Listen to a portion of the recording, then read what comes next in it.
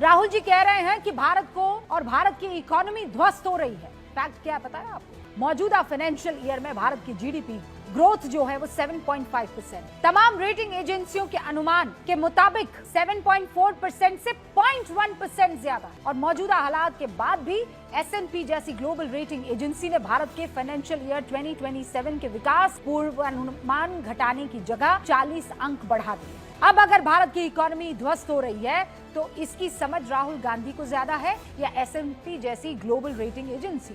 राहुल गांधी दावा करते हैं कि भारत में शेयर बाजार क्रैश हो रहा है। ये अर्ध सत्य है, क्योंकि सेंसेक्स ये जो पश्चिमी एशिया की जो जंग है उसके बाद मार्च 2026 में 8,643 अंक गिरा। लेकिन जब आप इतिहास देखेंगे तो आपको पता चलेगा कि दुनिया के उथल पुथल का शेयर बाजार पर असर कैसे पड़ता है और हमेशा पड़ता है। और इसका सबसे बड़ा उदाहरण साल 2008 जब दुनिया में आर्थिक मंदी की वजह से सेंसेक्स 10,749 अंक गिर गया था और अभी के मुकाबले वो गिरावट 50% से ज्यादा थी। तब सेंसेक्स को वापस सुधरने में करीब 2 साल का वक्त लग गया था। राहुल जी दावा कर रहे हैं कि नौकरियां खत्म हो गई है, जबकि पीरियोडिक लेबर फोर्स सर्वे की मंथली रिपोर्ट बताती है कि अप्रैल 2025 में भारत में बेरोजगारी दर 5.1% थी, जो फरवरी 2026 में घटकर 4.9% रह गई है। अब या तो राहुल गांधी के दावे सच है या फिर ये पीरियोडिक लेबर फोर्स सर्वे की रिपोर्ट सच है। राहुल गांधी दावा कर रहे हैं कि देश में कमाई घट रही है, जबकि नेशनल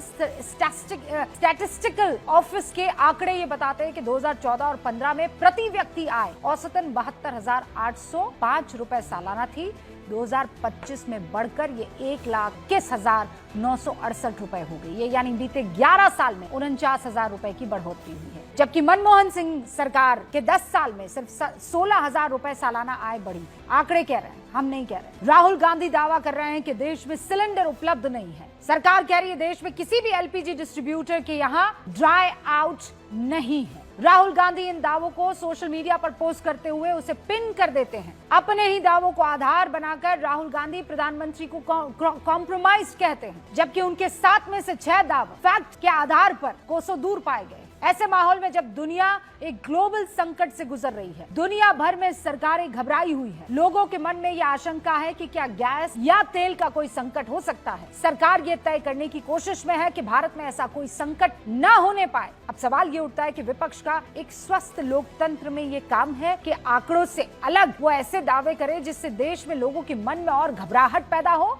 या फिर सशक्त करे इस वक्त तमाम लोगों के एनर्जी को। क्योंकि अगर देश की इकोनॉमी ध्वस्त होगी तो नुकसान किसको होगा? सबको होगा। कोई किसी को भी वोट करे, नुकसान सबको हो। दुनिया के तमाम एक्सपर्ट भारत के इकोनॉमिक ग्रोथ पर संदेह नहीं कर रहे हैं, फिर अपने ही देश में ये संदेह क्यों? हम मानते हैं कि विपक्ष सरकार की पीठ नहीं थपथपाता और थपथपानी भी नहीं चाहिए, लेकिन ऐसे हालात में जिम्मेदारी से काम लेना चाहिए कि नहीं लेना चाहिए, या फिर आप डोमेस्टिक पॉलिटिक्स को हवा देंगे? जिस मुद्दे पर सरकार को घेर रहे हैं उसका अगर कोई आधार हो तो समझ में आता है। जब आप कहते हैं कि रुपया गिर रहा है तो कोई उस दावे को गलत कैसे कह सकता है? बात सच है। लेकिन जब आप कहेंगे कि बेरोजगारी बढ़ी है, कमाई घटी है, तो उस दावे के पीछे तो आंकड़ा मांगा जाएगा ना, और आंकड़ा हमने दे दिया है।